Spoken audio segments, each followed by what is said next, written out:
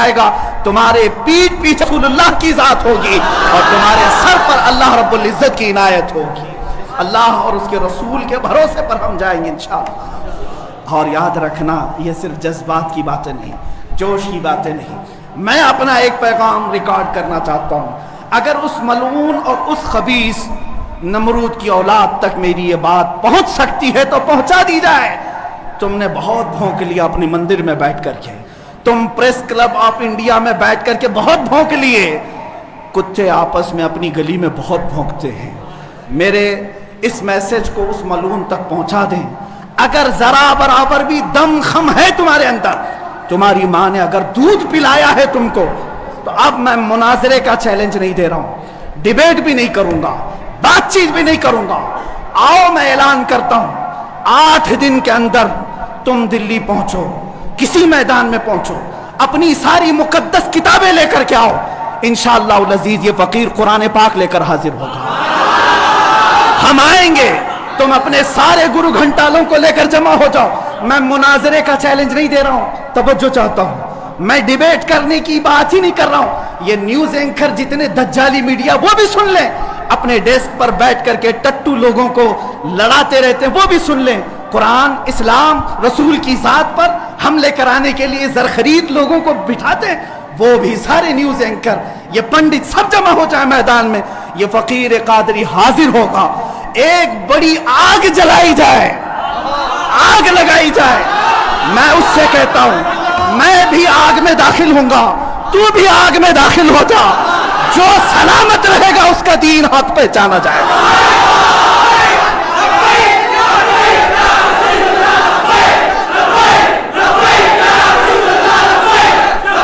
بہت ہو گیا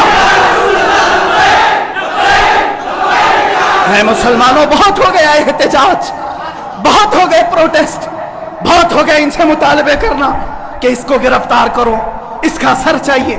آؤ آج آر پار کی بات کر لیتے ہیں۔ زمانہ گزر گیا، 800 سال ہو گئے، سرکار غریب نواز کو بھی یہی چیلنج کیا گیا تھا۔ معین الدین حسن چشتی نے ہند میں یہ بتایا تھا کہ جو نبی کا غلام ہوگا وہ آگ میں بھی کود جائے گا۔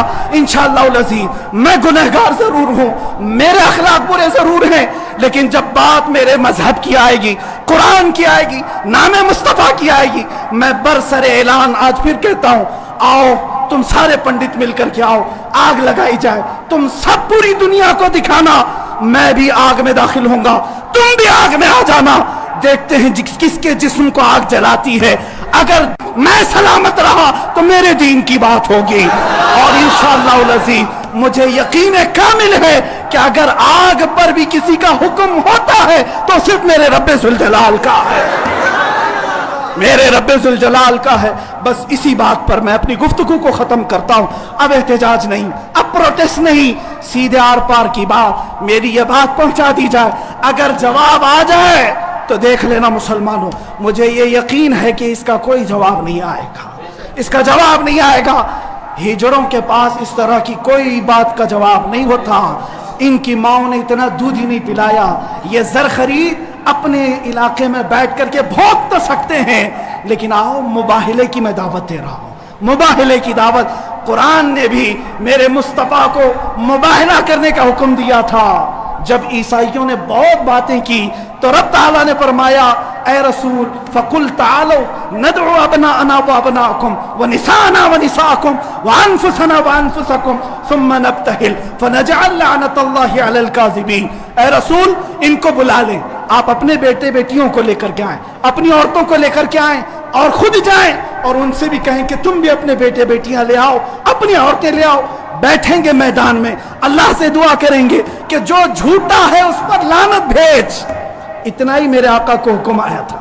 حضور گئے نجران کے عیسائیوں کے پاس، چلو بلاؤ، مباہلہ کرتے ہیں۔ ایک مناظرہ ہوتا ہے جو ڈیبیٹ کیا جاتا ہے، مباہلے میں ڈیبیٹ نہیں، سیدھے میدان میں، عمل کے میدان میں بات نہیں کی جاتی۔ حضور آئے کس کو لے کر؟ سیدہ کائنات فاطمہ الزہرا، حسن مجتبیٰ کو، حسین اعظم کو، مولا علی کرم اللہ وجہہ کریم کو۔ 5 لوگ آئے تھے نجران کے عیسائیوں نے پہلے تو مان لیا تھا چیلنج، جب یہ نورانی چہرے دیکھے تو عیسائیوں کے ایک بوڑھے پادری نے کہا اے نادانو کس کو تم نے مباہلے کے لیے بلا لیا؟ اگر اس رسول نے ہاتھ اٹھا دیا تو قیامت تک تمہاری نسلیں باقی نہیں رہیں گی۔ اور مجھے میرے مصطفیٰ کے اس مباہلے کی برکت سے یقین ہے، لیکن میرے مصطفیٰ کی نسبت میرے ساتھ موجود ہے، میرے پیر و مرشد کی نسبت میرے لیے کافی ہے۔ انشاءاللہ العزیز مباہلے کے لیے فقیر حاضر ہوگا، جواب آ جائے اے سنی مسلمانوں انتظار کرو، اب لڑائی آر پار کی ہو جاتی، دیکھا جائے گا کس کا دین حق ہے، کس کی کتاب حق ہے، کس کا رسول حق ہے، اسی بات پر خاتمہ ہوگا۔ وآخر دعوانا الحمدللہ رب العالمین۔